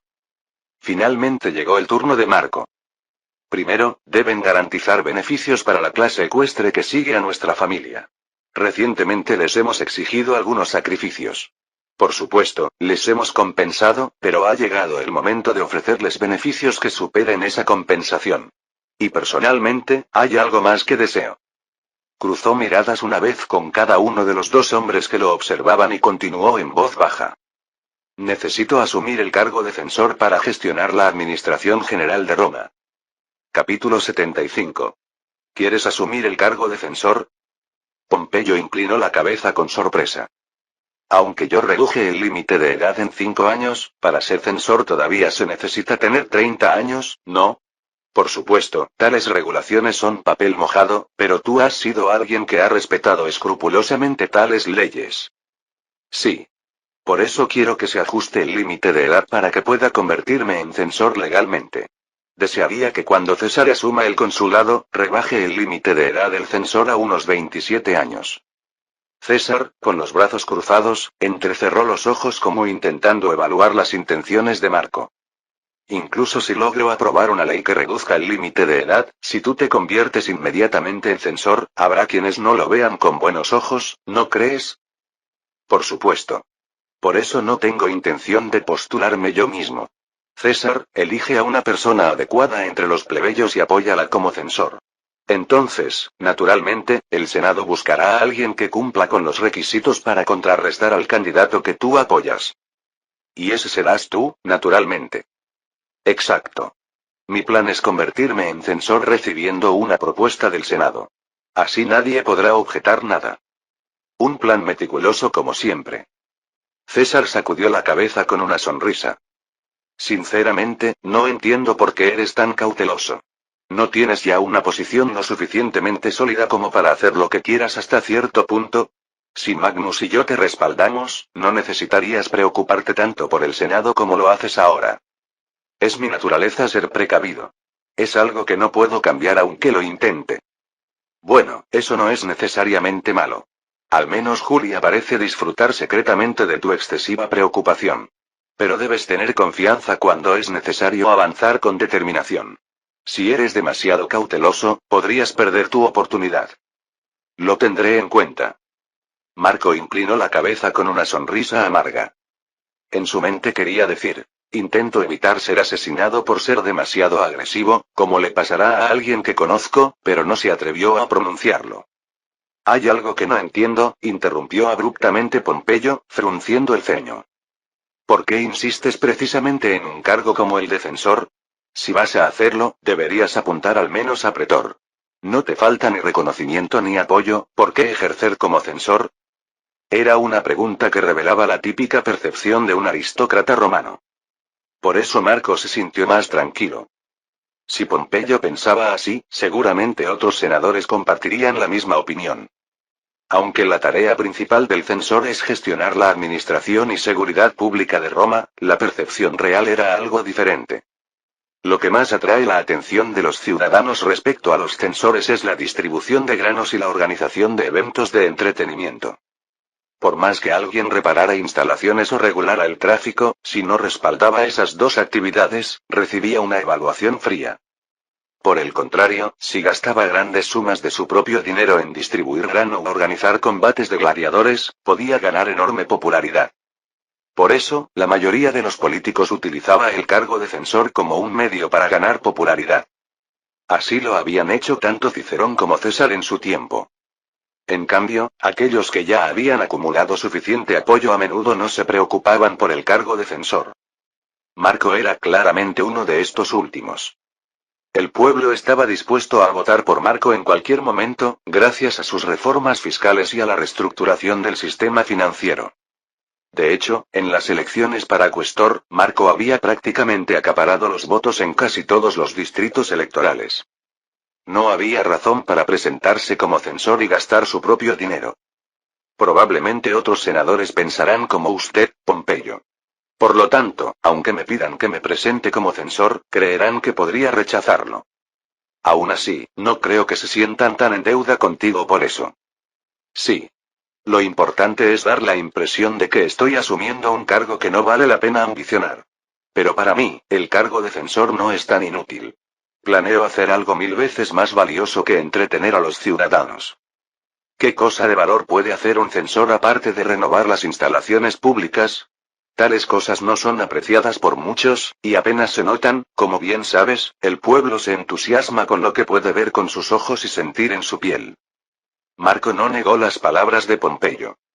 Era innegable que el pueblo tenía esa característica. Lo que haré como censor será algo que todos los ciudadanos romanos puedan sentir en su piel y que los satisfará enormemente. No puedo ni imaginar qué planeas hacer. Le agradecería que dejara eso como una sorpresa para más adelante. Si lo cuento todo aquí, perdería su impacto. Bueno, siendo algo que tú haces, no será sin sentido. Entonces, ahora que nuestros intereses parecen alinearse, ¿podemos considerar que nuestra alianza está formada? Marco respondió con una sonrisa refrescante. César aplaudió celebrando la formación de la alianza. Craso, representando a la clase ecuestre. Yo, César, representando a los populares. Y Pompeyo, simbolizando el poder militar. Con los tres unidos, podremos vencer incluso al Senado. Ya que los tres líderes que representan a cada estrato se han unido, llamemos a esta alianza el triunvirato. Triunvirato, me gusta el nombre. Que así sea. No tengo objeciones. La conversación entre tres poderosos que representaban a Roma. El sistema conocido como triunvirato nacido allí claramente negaba el orden existente centrado en el Senado.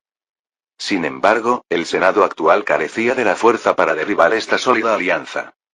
Lejos de derribarla, ni siquiera habían notado su formación. El nacimiento del triunvirato era como una evidencia clara de que Roma ya no podía mantenerse como antes. Sin embargo, ni siquiera Pompeyo, uno de los miembros de la alianza, comprendía completamente lo que significaba este nuevo orden. Solo dos personas en Roma lo entendían perfectamente. César, que planeaba utilizar este sistema para establecer firmemente su base, y Marco, que miraba un paso más allá hacia el futuro. Habiendo completado todos los preparativos, César entró en Roma montando un caballo blanco al amanecer. Se dirigió muy lentamente hacia el foro romano, como si intentara consolarse por no haber podido celebrar un desfile triunfal. Los candidatos a cargos públicos romanos visten una toga llamada toga cándida, blanqueada con polvo de tiza. La imagen de César, vistiendo un gorro cívico y montando un caballo blanco, era suficiente para atraer la atención de los ciudadanos romanos. Además, sus clientes iban difundiendo lo injustamente que César había sido privado de la oportunidad de celebrar un desfile triunfal. Los ciudadanos que esperaban que César celebrara un desfile triunfal quedaron boquiabiertos. Y cuando se enteraron de que el Senado había empleado tácticas mezquinas, se indignaron sinceramente. No era porque creyeran en la justicia y la equidad. Era porque si no se celebraba el desfile triunfal, no podrían recibir las monedas de plata que el general triunfante habitualmente repartía. César llegó majestuosamente a la plaza con una multitud de ciudadanos enojados. Afranio, encargado del registro de candidatos electorales, se levantó de un salto tan pronto como vio a César. Pensando que seguramente estaba viendo una alucinación, se frotó los ojos varias veces. Pero la escena ante él no cambiaba. Solo después de parpadear durante un buen rato, Afranio pudo aceptar que la persona frente a él era César. César. ¿Estás loco? ¿Qué haces aquí? Un general triunfante no debe cruzar el límite sagrado y entrar dentro de las murallas. A diferencia de Afranio, que armaba un alboroto, la reacción de César fue simplemente serena. Como el Senado no reconoció mi registro como candidato en ausencia, he venido personalmente a solicitar mi inscripción.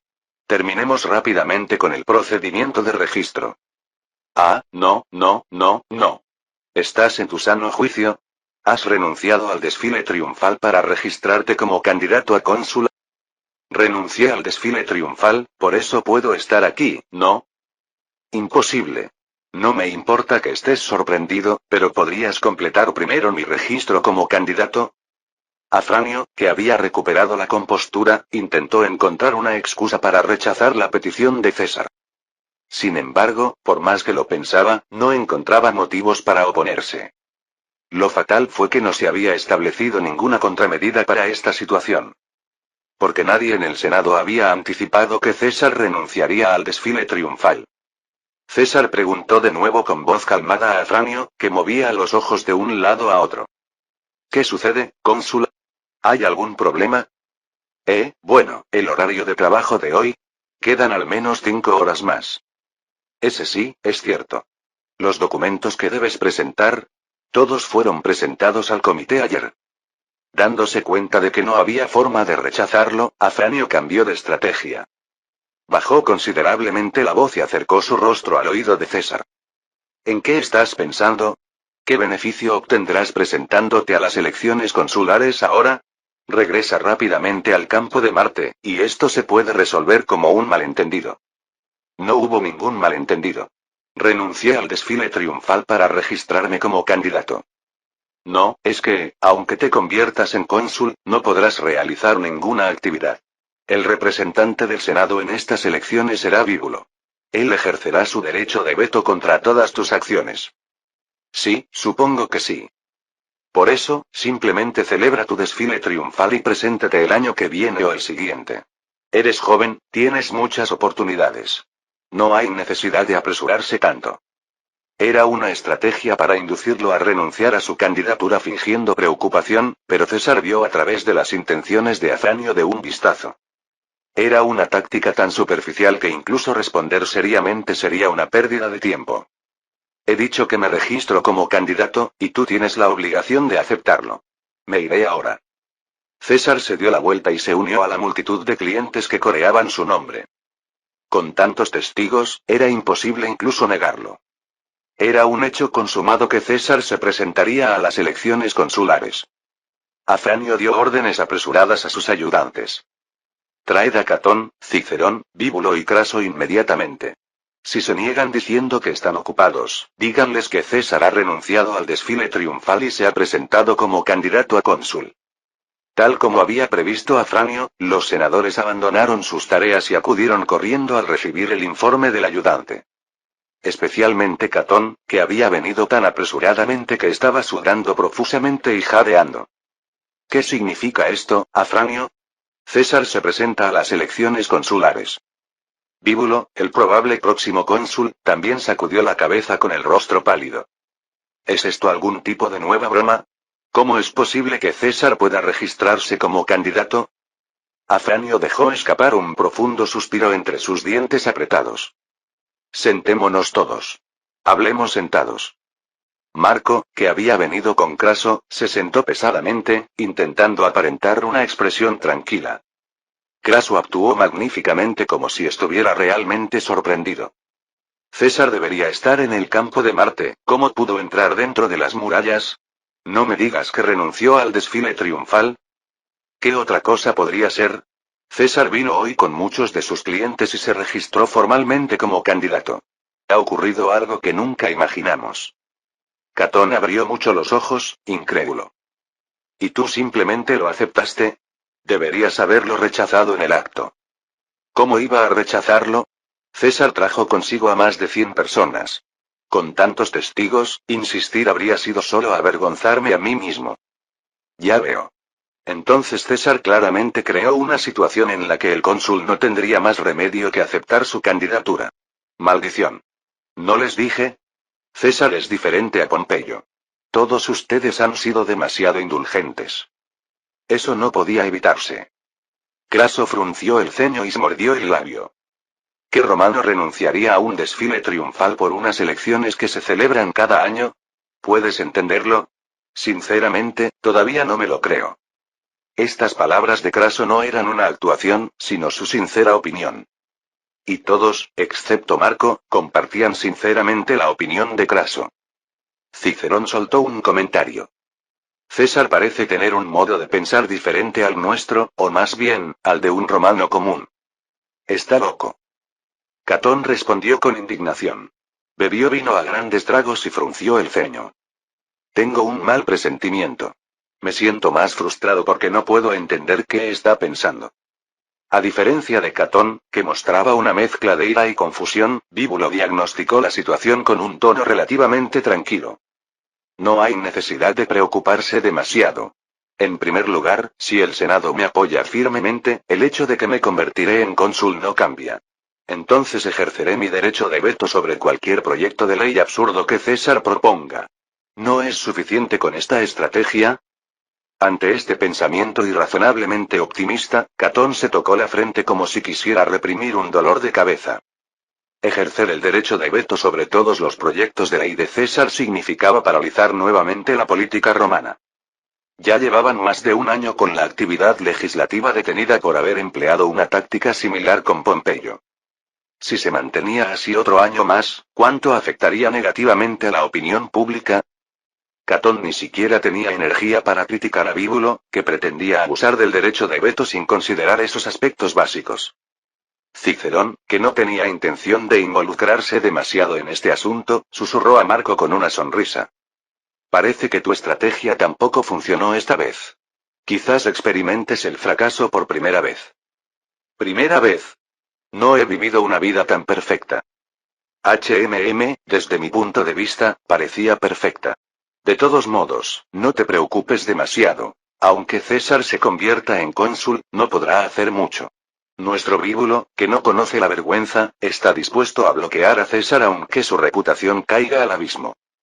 Es verdaderamente una estrategia de sacrificar la carne para conservar los huesos. Cicerón se rió en voz baja, lo suficiente para que solo Marco pudiera oírlo. Esa es una analogía apropiada. Pero el problema es que ni Bíbulo ni los otros senadores tienen siquiera esa conciencia.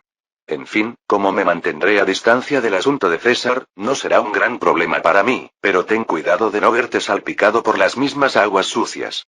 Si puedes, sería mejor que te distanciaras ligeramente de este asunto, como yo.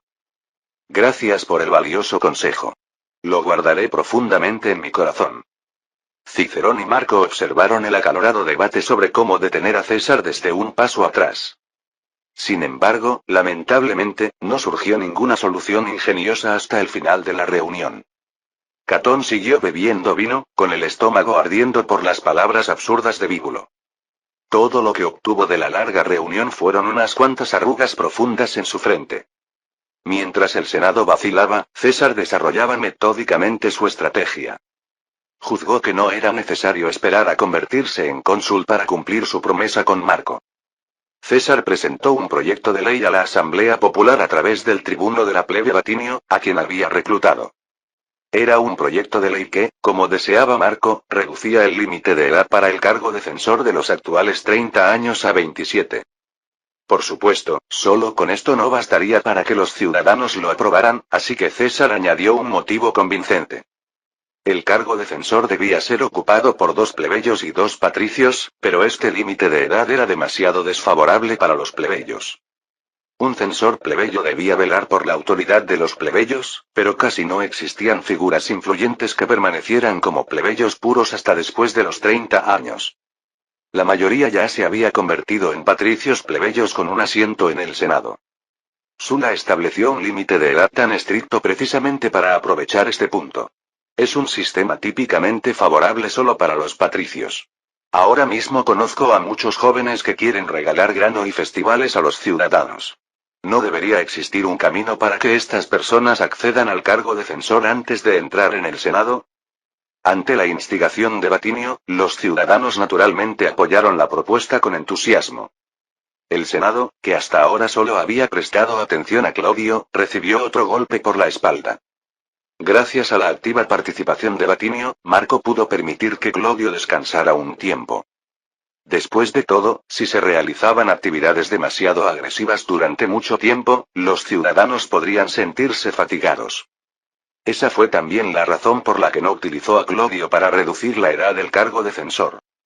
El Senado convocó una reunión de emergencia y discutió nuevamente contramedidas. Nadie dudaba que Vatinio fuera uno de los lacayos de César. Y no era difícil predecir cuál era la estrategia de César. Catón, conocido como experto en César en el Senado, apretó el puño y habló apasionadamente una vez más. César planea utilizar la Asamblea Popular cuando se convierta en cónsul. Para ello, ya ha convertido a 2 tribunos de la plebe, Claudio y Vatinio, en sus brazos y piernas. Además, sin duda quiere crear un censor entre los jóvenes que lo apoyan para atraer aún más la popularidad de los ciudadanos. Esta es realmente una amenaza formidable. Entonces, ¿cómo debemos responder? Como el proyecto de ley ya ha sido aprobado por la Asamblea Popular, no podemos revertirlo ahora. Lo que podemos hacer es presentar candidatos a censor mucho más fuertes que los que César proponga.